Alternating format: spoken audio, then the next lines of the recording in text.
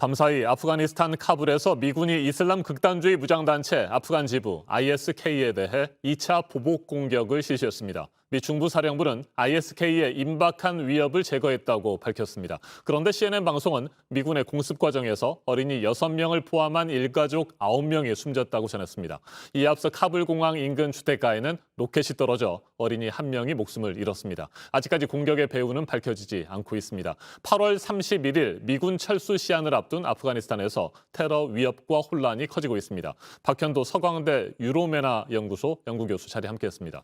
어서 오십시오. 네, 안녕하십니까. 네, 미국이 카불 공항 폭탄 테러를 자행한 ISK에 대해 2차 보복 공격을 실시했습니다. 미 중부사령부 ISK의 임박한 위협을 제거했다고 밝히긴 했습니다만 이 과정에서 어린이 6명을 포함한 일가족 9명이 숨졌습니다. 정말 안타까운 소식들이 계속해서 들어오는군요. 네, 그렇습니다. 미국으로서 좀 굉장히 곤혹스러울 텐데요. 딱 그 자살폭탄 차량만 제거를 했었으면 참 좋았을 텐데 그 무고한 시민이 죽은 거는 안타까운 일인데 그렇다고 해서 미국이 계속 이 IS의 공격에 대해서 사전 예방 차원에서 공습을 중단할 그러한 의향은 보이지 않을 것입니다. 네, 지금까지 확인된 바에 따르면 미군의 공습을 받은 차량에서 2차 폭발이 일어났다는 거잖아요. 네. 그래서 일가족 9명이 숨졌다는 것이고 2차 폭발이 일어났다고 하는 것은 그 차량 안에 폭탄이 가득 있었을 것이다. 이 폭탄은 아마 ISK의 추가 공격을 위한 폭탄이었을 것이다. 자살 폭탄을 싣고 가는 길이었을 것이다. 이렇게 추정을 하고 있는 것이죠. 네, 대원들이 네. 일부 보도에 따르면 대원들이 9에서 10명 정도가 있었다라는 얘기도 있고요. 네. 상당히 많은 폭약이 있었고 그렇기 때문에 폭발음이 굉장히 컸다고 그러거든요. 네. 그런 거 봤을 때는 사전 공격을 막긴 했는데 저도 처음 소식 들었었을 때 그러면 그게 혼자 달리는 차가 아니었을 텐데 주변에 분명히 피해가 갔었을 텐데라는 생각을 했는데요. 안타깝게 그러한 피해를 받은 것 같습니다. 네. 민간인들이요. 네. 이 같은 상황에서도 ISK에 대한 공격은 미군이 계속하겠죠. 그렇죠. 바이든 대통령이 자기의 죄가 없이 그냥 하라고 얘기를 했고 네. 그렇기 때문에 특히 8월 31일이 미군이 철수하는 날인데요. 철수 이후에도 사실 암묵적으로 탈레반과의 협조 속에서 나머지 작업을 하기로 돼 있었거든요. 네. 근데 이제 31일 기점으로 더 심각해진 상황들이 벌어질 것 같습니다. 네.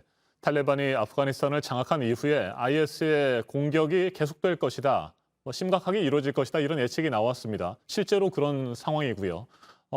ISK가 공격을 하는 이유는 뭐라고 보세요? ISK는 탈레반과 공동의 목적은 있습니다. 네. 서방 세력을 몰아내는 거거든요. 근데 서방 세력을 몰아낸 다음부터는 이제 ISK가 본격적으로 탈레반과 대결을 할 수밖에 없는 구도예요. 둘이 세상을 바라보는 눈이 다릅니다. ISK는 좀 더 국제적인 조직으로서 이슬람 국가를 넓히려는 마음을 가지고 있고요. 네. 탈레반은 아프가니스탄에 이슬람 국가를 세우는 게 목표거든요. 그러니까 서로 생각하는 이슬람 국가의 범위가 다르다 보니까 그리고 해석이 다르다 보니까 부딪힐 수밖에 없는 그러한 상황들입니다. 네. 그렇다면 ISK와 탈레반 사이에 전쟁이 벌어질 수도 있습니까? 전쟁은 사실 전쟁이라고 하려면 ISK가 세력이 굉장히 커야 되는데요. 지금 ISK는 미국은 1,500명에서 한 2,000명 정도로 보고 있고 러시아에서는 4,000명 정도로 보고 있거든요. 네. 그래서 전쟁이라기보다는 계속적으로 탈레반의 공세가 굉장히 심각할 것 같고요. 주 아프간 러시아 대사말로는 ISK가 탈레반의 상대가 되지 못할 것이다라고 얘기를 하고 있습니다. 그런 거 봤었을 때는 전쟁보다는 탈레반의 일방적인 공격이 되지 않을까. 그리고 여기에 대해서 ISK는 계속적으로 테러로 나올 가능성이 있습니다. 네. 탈레반은 미국의 보복 공습에 대해서 아프가니스탄 영토에 대한 공격이다. 이렇게 반발을 했습니다. 그럼에도 불구하고 탈레반과 미군이 손을 잡고 ISK의 격퇴 작전에 나선다거나 그럴 수도 있습니까?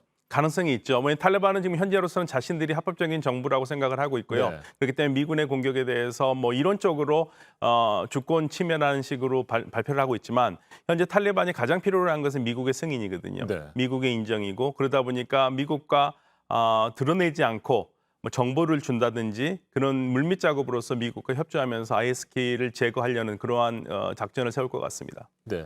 서방 세계에 대한 ISK의 공격, 아프가니스탄을 기점으로 해서 뭐 ISK뿐만 아니고요. 이슬람 뭐 급진주의 단체들이라든지 무장 조직들이 더 활개를 친다거나 기승을 부릴 가능성은 뭐 있다고 보세요? 사실 미국이 탈레반과 협약을 맺었을 때에는 아프가니스탄을 기점으로 해서 미국과 동맹 국가들에 대한 공격을 하지 않는다라는 게 조건이거든요. 네. 그러니까 탈레반은 어떻게 해서든지 미국과의 약속을 지키려면은 그걸 막아야 되는 입장인데 아프가니스탄이라는 나라 자체가 산악지대로 이루어져 있고요. 75%가 산악지대이고 그리고 해발 2,000m에 있는 국토가 50% 이상이 되거든요.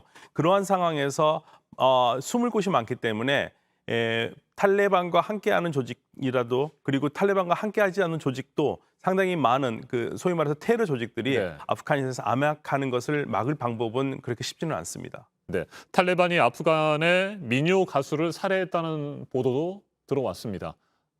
탈레반의 공포 정치, 억압 정치는 지금도 계속 이루어지고 있다고 봐야 됩니까? 네, 탈레반은 20년 전과 지금과 변할 게 없습니다.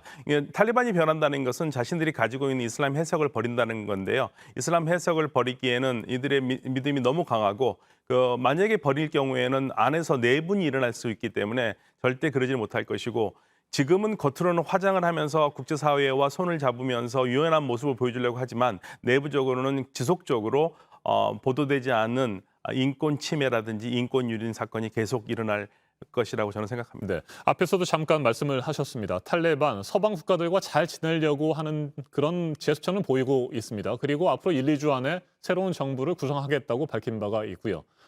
서방 국가도 그렇고요. 우리 정부도 그렇고 탈레반을 정식 국가로 인정을 해야 됩니까? 어떻게 생각하세요? 그거는 전적으로 탈레반이 어떠한 정부를 구성하느냐에 따라 달려 있을 것 같습니다. 만약에 탈레반이 모든 종파나 그 종족을 초월한 통합 정부를 세운다면은 승인까지는 아니더라도 협력할 가능성이 있는데요. 소위 말해서 미국에서 말하는 유니티 가버먼트, 네. 통일 정부를 세우지 못한다면은 탈레반과 국제사회, 더 나아가서 우리와의 관계는 절대 이루어질 수 없는 그런 먼 관계가 될 것이고 그렇게 되면 탈레반은 20년 전에 유일하게 세 나라가 인정을 했거든요. 파키스탄, 사우디아라비아, 아랍에미레이트 이 나라 수준을 벗어나지 못할 것 같습니다. 네.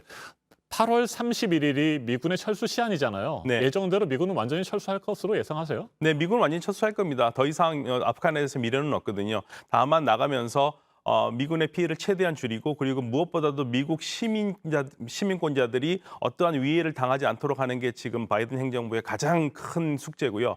만일 여기서 혹여 잘못돼서 미국 시민이 인질 사태로 잡히거나 그럴 경우에는 바이든 행정부로서는 뭐 치명적인 사건이 될 거기 때문에 미국의 고민은 거기에 있지 철수 자체를 뭐 보류한다든지 유보한다든지 거기에는 미국의 관심은 없는 것 같습니다. 알겠습니다. ISK의 테러 위협이 계속되고 있고 탈레반의 포갑 정치도 이어지고 있습니다. 더 이상의 아프가니스탄 민간인들의 피해가 없어야 될 텐데 걱정입니다. 지금까지 박현도 서강대 유로메나 연구소 연구교수였습니다. 말씀 잘 들었습니다. 네, 감사합니다.